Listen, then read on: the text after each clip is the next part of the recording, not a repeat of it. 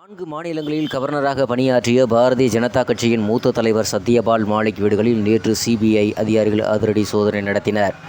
ஜம்மு காஷ்மீர் கவர்னராக 2018-2019 ஆண்டுகளில் பதவி வகித்தபோது அந்த மாநிலத்தில் நிர்வாகத்தில் ஊழல் நிறைந்திருப்பதை காண முடிந்ததாக கடந்த ஆண்டு ஏப்ரலில் ஒரு பேட்டியில் சத்யபால் மாலிக் கூறியிருந்தார். 2 கோப்புகளில் கையெழுத்து போட எனக்கு 300 கோடி ரூபாய் வரை சிலர் லஞ்சம் தர முயன்றனர் என்றும் அப்போது அவர் சொன்னார்.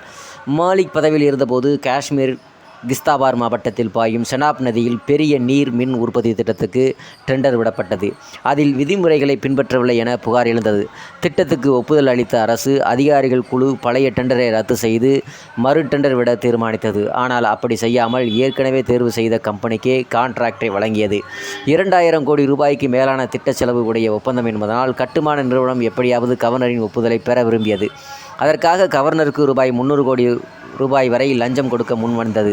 இதுதான் பேட்டியில் மாலிக் தெரிவித்த விவகாரம் காஷ்மீரிலும் டெல்லியிலும் பெரும் பரபரப்பை ஏற்படுத்தியது. இந்த பேட்டி உளவு தகவல் அடிப்படையில் உடனே செயல்பட்டு இருந்தால் 40 இராணுவ வீரர்கள் கொல்லப்பட்ட புல்வாமா தாக்குதலை தவிர்த்திருக்க முடியும் என்று மாலிக் அந்த பேட்டியில் சொன்னார். அதாவது சாலை மார்க்கமாக செல்லும் ஜவான்களை தாக்க பாகிஸ்தான் பயங்கரவாதிகள் சதி திட்டம் தீட்டியிருந்ததால் இராணுவ விமானங்கள் வாயிலாக ஜவான்களை அழைத்து செல்லலாம் என்று அவர் ராஜ்நாத் சிங்கிடம் சொன்னாராம்.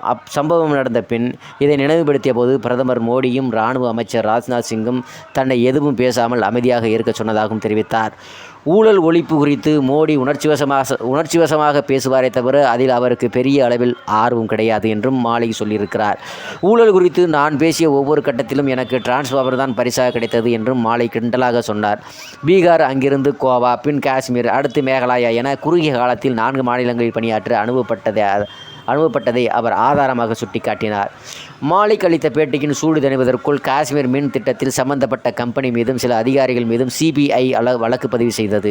கடந்த மாதம் டில்லி, ஜம்மு காஷ்மீரில் 8 இடங்களில் சோதனை நடத்தியது. அதன் தொடர்ச்சியாக டில்லியில் உள்ள மாலிக் வீடு உட்பட 30 இடங்களில் நேற்று சோதனை நடத்தினர். சோதனை குறித்த மாலிக் சமூக வலைதளத்தில் ஆவேசமாக கருத்து பதிவிட்டார். 4 நாட்களாக உடல்நலம் சரியில்லாமல் மருத்துவமனையில் இருக்கிறேன். இந்த நேரத்தில் சர்வதிகாரியின் விசாரணை அமைப்பு என் வீட்டை சோதனையிடுகிறது. நான் ஒரு விவசாயி மகன், இதற்கெல்லாம் பயப்பட மாட்டேன் என்றார் அவர். மேகாலயா கவர்னர் பொறுப்பில் இருந்து ஓய்வு பெற்ற மறுநாளே பஞ்சாப் விவசாயிகளுக்கு ஆதரவாக மாலிக் பேட்டி அளித்திருக்கிறார். இந்த மத்திய அரசு கொடுத்த வாக்கை நிறைவேற்றாது. ஆகவே டெல்லியில் அடுத்த போராட்டத்துக்கு அனைத்து விவசாயிகளும் தயாராக வேண்டும் என அப்போது அவர் அழைப்பு விடுத்திருந்தார். நன்றி, வணக்கம்.